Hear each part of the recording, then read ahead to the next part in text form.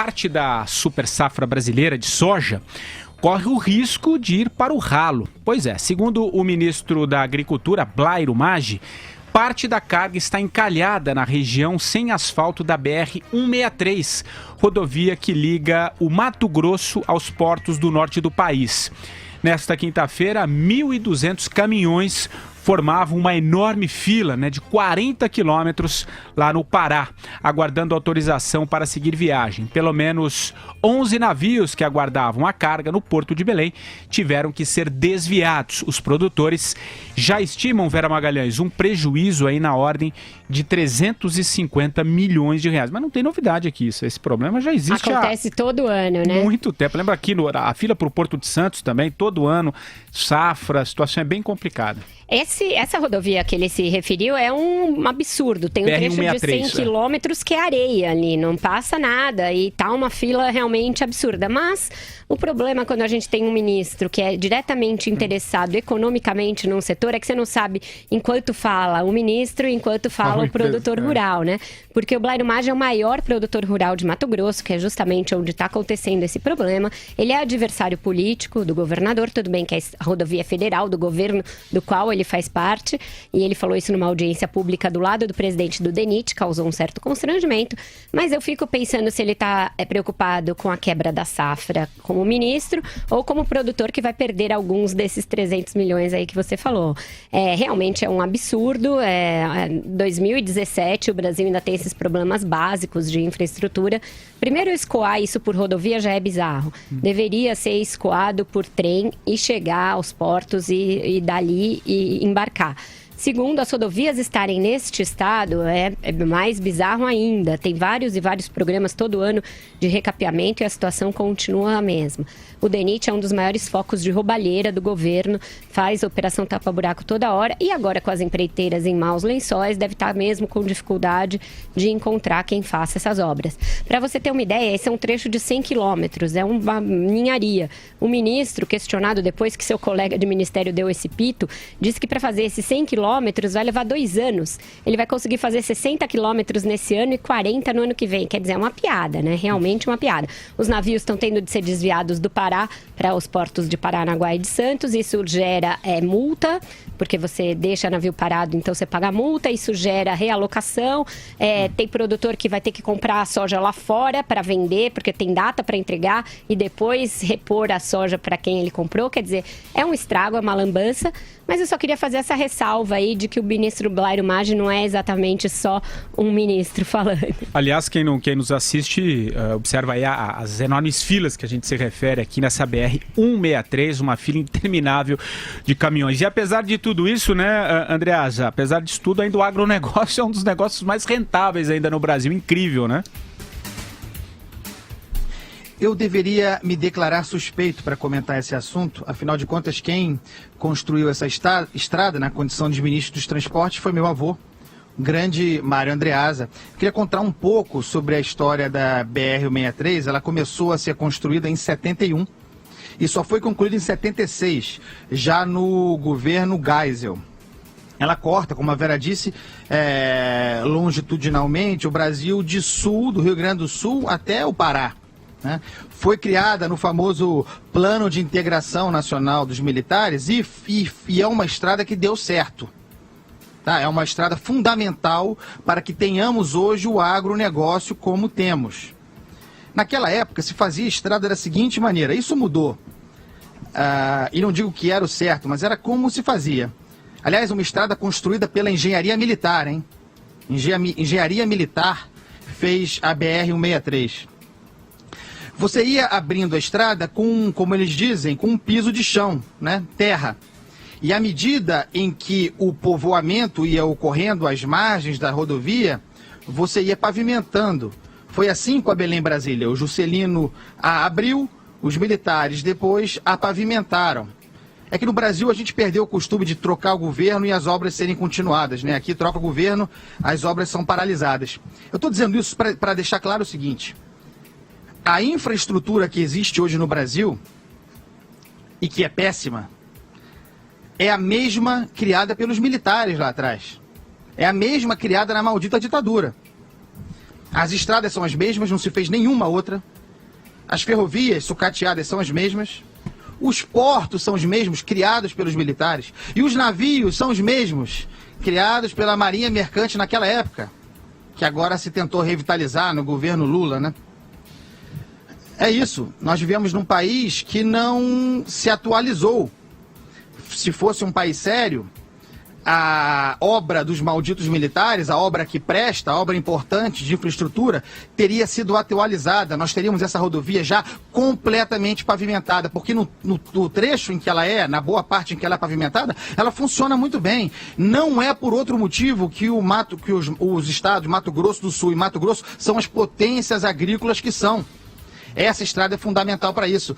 Custa tanto assim? Aliás, tem trechos já de concessão. O governo Dilma fez concessão para a iniciativa privada nessas estradas. E o que se fez desde então? Quanto tempo para pavimentar, Vera, esse trecho de 100 quilômetros? 2 anos? 2 anos para pavimentar. Pavimentar não, recapear, né? É absurdo. Volta, Andreasa. Volta, Andreasa. Volta, Andreasa. Vai, Madureira. Quantos segundos eu tenho para... Não, você tem todo o tempo do mundo, pô. Vai lá. Segundos. Quero ouvi-lo. Vamos esquecer o Blairo Maggi. A vocação do Brasil, uma das vocações do Brasil é o agronegócio. Sem dúvida nenhuma, o Brasil, o destino dele é ser um grande fornecedor de proteína para o mundo. Seja proteína animal, proteína vegetal. Então, realmente é um absurdo a situação da infraestrutura no Brasil, que já vem de muito tempo. Já você fazer a opção primeiro pelo transporte rodoviário já foi um grande equívoco. Isso foi ainda já na época do Juscelino Kubitschek, né? Você priorizar o transporte de carga por rodovia, que não tem escala. Os fretes são mais caros. Você acabou com a malha ferroviária toda. O Brasil, na verdade, você tem que praticar a intermodalidade, ou seja, você tem uma malha fluvial grande, você tem um litoral enorme, não existe navegação de cabotagem, que é a navegação costeira. Antigamente tinha o Lloyd, as pessoas vinham, né, pegavam o Ita no norte, vinham para o Rio morar, não tem mais. Você não tem mais malha ferroviária praticamente nenhuma, só para alguns minérios, praticamente exclusivos, né, da Vale. Você tem as rodovias que são muito precárias, porque, na verdade, elas são mal construídas de propósito. O asfalto, eles cobram asfalto de primeira categoria e botam de quinta, para justamente as empreiteiras cobrarem o recapeamento. Então, esse caos é um caos anunciado. Você perde milhões e milhões. Eu ainda não falei dos custos portuários, os custos aduaneiros do Brasil são absurdos. Não existe mais estivador, mas você ainda tem que pagar para estivador, para sindicatos. O custo de movimentação portuária no Brasil é um absurdo, as tarifas. Os navios são todos pilotados por GPS, você ainda tem que pagar o prático, uma fortuna. Então o Brasil é um país medieval no século XXI em termos de infraestrutura. É preciso uma mudança radical. Isso é uma pena, porque realmente você tem o setor do agronegócio extremamente avançado, tecnologicamente é praticamente imbatível, inclusive na área de energética, né, na produção de etanol, e não existe uma contrapartida por parte do governo, não fornece a mínima infraestrutura para escoar as safras, para escoar os rebanhos, os produtos. É triste de ver. Infelizmente, eu entendo um pouco desse assunto, acompanho isso. Uma vez eu participei de um seminário, as obras de infraestrutura do Brasil, comparadas com os Estados Unidos e da Europa, elas custam muito mais, demoram mais e a qualidade é bem inferior. Essa é a conclusão do seminário. Tem números sobre isso. Então, independente de Blairo Maggi, ser ministro ou não ser ministro, esse problema já vem há séculos, desde o século passado, pelo menos.